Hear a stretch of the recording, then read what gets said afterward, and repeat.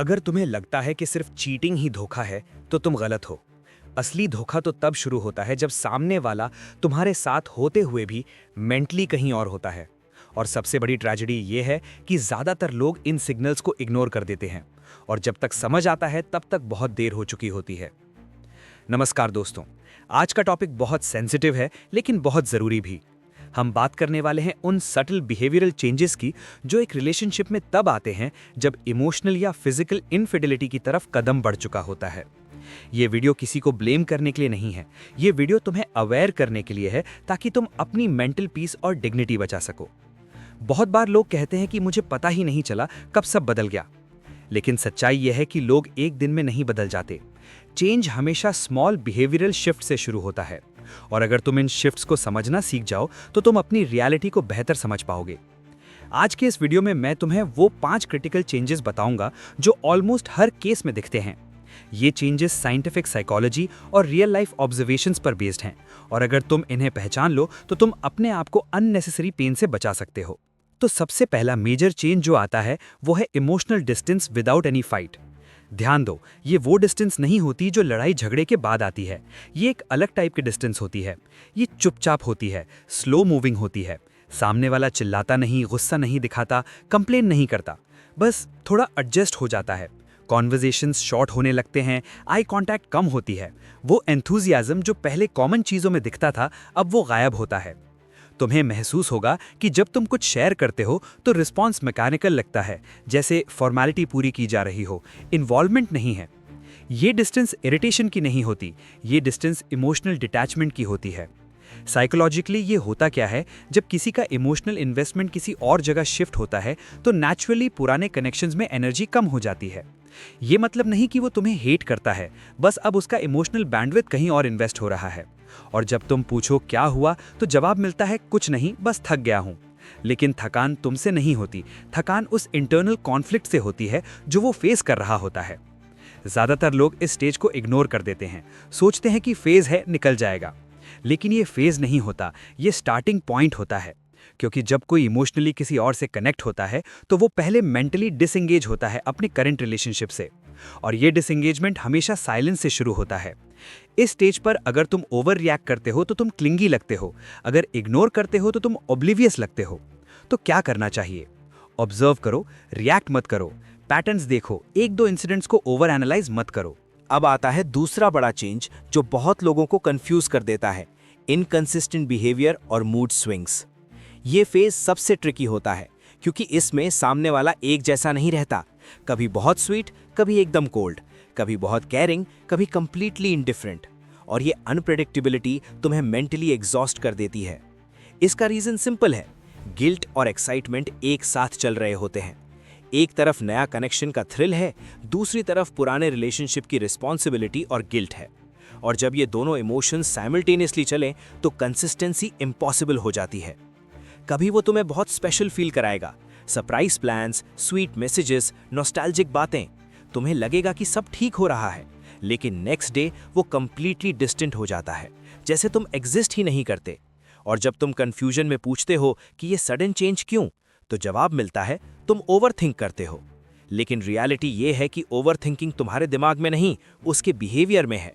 ये inconsistency deliberately create नहीं होती, ये नेचुरली आती है जब कोई इंटरनली कन्फ्लिक्टेड होता है। और सबसे डेंजरस बात, ये इनकंसिस्टेंसी तुम्हें इमोशनली डिपेंडेंट बना देती है। क्योंकि जब कभी कभी अच्छा बिहेवियर मिलता है तो तुम्हारा ब्रेन उस वैलिडेशन को डेस्परेटली सीक करने लगता है। साइकोलॉजिस्ट इसे इंटरमिटेंट रीइंफोर्समेंट कहते हैं। ये एक एडिक्शन पैटर्न है। तुम सोचने लगते हो कि अगर मैं थोड़ा और एफर्ट डालूंगा तो सब परमानेंट अच्छा हो जाएगा, लेकिन वो अच्छा फेज सिर्फ गिल्ट के स्पाइक्स पर आता है, जेन्युइन फीलिंग से नहीं। और ये रियलाइजेशन होने में टाइम लगता है। इस स्टेज पर तुम्हें सेल्फ डाउट होने लगता है। तुम सोचते हो कहीं प्रॉब्लम मुझ में तो नहीं, और यही सेल्फ डाउट तुम्हें इमोशनली वीक बना देता है। और वीक आदमी को मैनिपुलेट करना सबसे आसान होता है। यहाँ पे गेम और डीप होता है। जैसे जैसे तुम अपनी क्लैरिटी खो रहे हो, वैसे वैसे दूसरे को कंट्रोल का एहसास होने लगता है। और कंट्रोल मिलने के बाद इंसान रेयरली रुकता है, वो और आगे बढ़ता है। अब तीसरा चेंज आता है जो सबसे ज्यादा नॉर्मलाइज्ड है, लेकिन सबसे ज्यादा रेड फ्लैग भी है, सडन प्राइवेसी ऑब्सेशन। फोन हमेशा साइलेंट, स्क्रीन हमेशा उल्टी, passwords change, notifications hide, messages delete. और अगर तुम थोड़ा भी पूछो तो तुम इनसिक्योर या कंट्रोलिंग बन जाते हो। ध्यान रखना, हेल्दी प्राइवेसी और सडन सीक्रेसी में फर्क होता है। प्राइवेसी का मतलब है अपनी पर्सनल स्पेस मेंटेन करना, सीक्रेसी का मतलब है डेलिबरेटली कुछ छुपाना। जब कोई सडनली बहुत ज़्यादा प्रोटेक्टिव हो जाता है, अपने फ़ोन को लेकर कॉन्स्टेंटली डिफेंसिव रहता है या हर बात पे पर्सनल स्पेस का एक्सक्यूज़ यूज़ करता है, तो ये नॉर्मल प्राइवेसी नहीं है, ये एक्टिव कंसीलमेंट है। और जब तुम इस सीक्रेसी को क्वेश्चन करते हो तो नैरेटिव फ्लिप हो जाती है। तुम्हें बताया जाता है कि तुम ट्रस्ट नहीं करते, तुम मुझे सफोकेट कर रहे हो, हेल्दी रिलेशनशिप में स्पेस होना चाहिए। ये सब टेक्निकली सही बातें हैं, लेकिन कॉन्टेक्स्ट मैटर्स। ये एक साइकोलॉजिकल डिफेंस मैकेनिज्म है, डिफ्लेक्शन। जब सामने वाला गिल्टी होता है तो वो रियल इशू से अटेंशन हटाने के लिए तुम्हें ही प्रॉब्लम बना देता है, और तुम अपोलोजाइज करते हो उस चीज़ के लिए जो तुम्हारी गलती थी ही नहीं। अब यहां से एक और सटल लेकिन बहुत डेंजरस पैटर्न शुरू होता है, सिलेक्टिव अफेक्शन। कभी कभी वो अचानक बहुत केयरिंग हो जाता है, रोमांटिक जेस्चर्स करता है, फ्यूचर की बातें करता है, क्लोजनेस दिखाता है, और तुम सोच लेते हो शायद सब ठीक हो रहा है। लेकिन ये क्लोजनेस गिल्ट को शांत करने के लिए होती है, जेन्युइन फीलिंग से नहीं, ताकि वो खुद को कन्विंस कर सके कि मैं गलत नहीं हूं, मैं अभी भी केयरिंग हूं। लेकिन ये अफेक्शन कंसिस्टेंट नहीं होता, ये सिर्फ गिल्ट के स्पाइक्स पर आता है। जैसे ही गिल्ट कम होता है, डिस्टेंस वापस आ जाती है, और ये इमोशनल रोलर कोस्टर तुम्हें एडिक्टेड बना देता है। कभी प्यार मिलता है, कभी दूरी, और दिमाग इस अनसर्टेनिटी का आदी हो जाता है। साथ ही वो तुम्हारे सीरियस सवालों से बचने लगता है, हर इंपॉर्टेंट कॉन्वर्सेशन को टाल देता है या जोक में कन्वर्ट कर देता है, क्योंकि सीरियस बातें ट्रुथ को एक्सपोज कर सकती हैं, और ट्रुथ से सबसे ज्यादा वो इंसान डरता है जो गिल्ट में डूबा हो। तुम्हें फील होता है कि सही टाइम कभी आता ही नहीं बात करने के लिए, और तुम चुप रहने लगते हो ताकि लड़ाई ना हो, और यहां से रिलेशनशिप वन साइडेड सैक्रिफाइस में बदल जाती है। और एक तरफ का सैक्रिफाइस कभी टिकता नहीं, क्योंकि जहां सिर्फ एक इंसान झुक रहा हो, वहां रिलेशनशिप नहीं, डर चल रहा होता है। तो अब सबसे इंपॉर्टेंट सवाल, इस स्टेज पर तुम्हें क्या करना चाहिए? पहली बात, रिएक्ट करना बंद करो। गुस्सा, चिल्लाना, धमकी देना, ये सब कंट्रोल खोने के साइंस हैं, और कंट्रोल खोने वाला इंसान कभी सही फैसला नहीं ले सकता। दूसरी बात, प्लीडिंग बंद करो। बेगिंग सामने वाले को पावर दे देती है, और पावर मिलने के बाद इंसान रेयरली रुकता है। तीसरी बात, बाउंड्रीज क्लियर करो। शांति से, बिना आरोप लगाए तुम कह सकते हो, मैं इस तरह की दूरी और ब्लेम में नहीं रह सकता, मुझे क्लैरिटी चाहिए, बस इतना काफी है, क्योंकि क्लैरिटी गिल्ट को एक्सपोज करती है। अगर सामने वाला मैच्योर होगा तो बात करेगा, अगर नहीं होगा तो और डिफेंसिव हो जाएगा, और वही रिएक्शन तुम्हें ट्रुथ बता देगा। याद रखो, हर रिश्ता बचाया नहीं जा सकता, लेकिन हर इंसान खुद को बचा सकता है, और खुद को बचा लेना सबसे बड़ी जीत होती है। क्योंकि धोखा सबसे बड़ा नुकसान नहीं है, सबसे बड़ा नुकसान खुद को खो देना है। जो आदमी इस स्टेज पर अपनी डिग्निटी बचा लेता है, वो आगे चल के मेंटली स्ट्रॉन्गेस्ट बनता है, और यही मेंटल स्ट्रेंथ सही रिलेशनशिप्स की फाउंडेशन बनती है। अगर तुम यहां तक आए हो तो समझ लो, ये वीडियो तुम्हें डराने के लिए नहीं था, ये तुम्हें तैयार करने के लिए था, ताकि तुम इमोशंस में बहकर अपनी डिग्निटी ना खो दो। अगर इस वीडियो की एक भी बात तुम्हें रिलेटेबल लगी तो कमेंट में सिर्फ इतना लिखो, अब मैं सिग्नल समझता हूं। और हाँ, अगर तुम्हें ये कंटेंट वैल्यू ऐड करता है तो लाइक करो, शेयर करो, और चैनल को सब्सक्राइब जरूर करो, क्योंकि यहाँ हम मोटिवेशनल स्पीचेस नहीं देते, हम ब्रूटल ट्रुथ्स के लिए तुम्हें मेंटली स्ट्रांग बनाते हैं। अगली वीडियो में मिलते हैं, तब तक के लिए अपना ख्याल रखो, अपनी डिग्निटी रखो, और याद रखो, सेल्फ रिस्पेक्ट से बड़ी कोई रिलेशनशिप नहीं होती।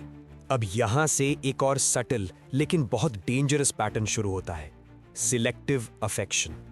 कभी कभी वो अचानक बहुत केयरिंग हो जाता है, रोमांटिक जेस्चर्स करता है, फ्यूचर की बातें करता है, क्लोजनेस दिखाता है, और तुम सोच लेते हो शायद सब ठीक हो रहा है। लेकिन ये क्लोजनेस गिल्ट को शांत करने के लिए होती है, जेन्युइन फीलिंग से नहीं, ताकि वो खुद को कन्विंस कर सके कि मैं गलत नहीं हूं, मैं अभी भी केयरिंग हूं।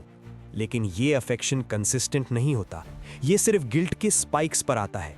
जैसे ही गिल्ट कम होता है, डिस्टेंस वापस आ जाती है, और ये इमोशनल रोलर कोस्टर तुम्हें एडिक्टेड बना देता है। कभी प्यार मिलता है, कभी दूरी, और दिमाग इस अनसर्टेनिटी का आदी हो जाता है। साथ ही वो तुम्हारे सीरियस सवालों से बचने लगता है, हर इंपॉर्टेंट कॉन्वर्सेशन को टाल देता है या जोक में कन्वर्ट कर देता है, क्योंकि सीरियस बातें ट्रुथ को एक्सपोज कर सकती हैं, और ट्रुथ से सबसे ज्यादा वो इंसान डरता है जो गिल्ट में डूबा हो। तुम्हें फील होता है कि सही टाइम कभी आता ही नहीं बात करने के लिए, और तुम चुप रहने लगते हो ताकि लड़ाई ना हो, और यहां से रिलेशनशिप वन साइडेड सैक्रिफाइस में बदल जाती है। और एक तरफ का सैक्रिफाइस कभी टिकता नहीं, क्योंकि जहां सिर्फ एक इंसान झुक रहा हो वहां रिलेशनशिप नहीं, डर चल रहा होता है। तो अब सबसे इंपॉर्टेंट सवाल, इस स्टेज पर तुम्हें क्या करना चाहिए? पहली बात, रिएक्ट करना बंद करो। गुस्सा, चिल्लाना, धमकी देना, ये सब कंट्रोल खोने के साइंस हैं, और कंट्रोल खोने वाला इंसान कभी सही फैसला नहीं ले सकता। दूसरी बात, प्लीडिंग बंद करो। बेगिंग सामने वाले को पावर दे देती है, और पावर मिलने के बाद इंसान रेयरली रुकता है। तीसरी बात, बाउंड्रीज क्लियर करो। शांति से, बिना आरोप लगाए तुम कह सकते हो, मैं इस तरह की दूरी और ब्लेम में नहीं रह सकता, मुझे क्लैरिटी चाहिए, बस इतना काफी है, क्योंकि क्लैरिटी गिल्ट को एक्सपोज करती है। अगर सामने वाला मैच्योर होगा तो बात करेगा, अगर नहीं होगा तो और डिफेंसिव हो जाएगा, और वही रिएक्शन तुम्हें ट्रुथ बता देगा। याद रखो, हर रिश्ता बचाया नहीं जा सकता, लेकिन हर इंसान खुद को बचा सकता है, और खुद को बचा लेना सबसे बड़ी जीत होती है। क्योंकि धोखा सबसे बड़ा नुकसान नहीं है, सबसे बड़ा नुकसान खुद को खो देना है। जो आदमी इस स्टेज पर अपनी डिग्निटी बचा लेता है वो आगे चल के मेंटली स्ट्रॉन्गेस्ट बनता है, और यही मेंटल स्ट्रेंथ सही रिलेशनशिप्स की फाउंडेशन बनती है। अगर तुम यहां तक आए हो तो समझ लो ये वीडियो तुम्हें डराने के लिए नहीं था, ये तुम्हें तैयार करने के लिए था, ताकि तुम इमोशंस में बहकर अपनी डिग्निटी ना खो दो। अगर इस वीडियो की एक भी बात तुम्हें रिलेटेबल लगी तो कमेंट में सिर्फ इतना लिखो, अब मैं सिग्नल समझता हूं। और हाँ, अगर तुम्हें ये कंटेंट वैल्यू ऐड करता है तो लाइक करो, शेयर करो, और चैनल को सब्सक्राइब जरूर करो, क्योंकि यहाँ हम मोटिवेशनल स्पीचेस नहीं देते, हम ब्रूटल ट्रुथ्स के लिए तुम्हें मेंटली स्ट्रांग बनाते हैं। अगली वीडियो में मिलते हैं, तब तक के लिए अपना ख्याल रखो, अपनी डिग्निटी रखो, और याद रखो, सेल्फ रिस्पेक्ट से बड़ी कोई रिलेशनशिप नहीं होती।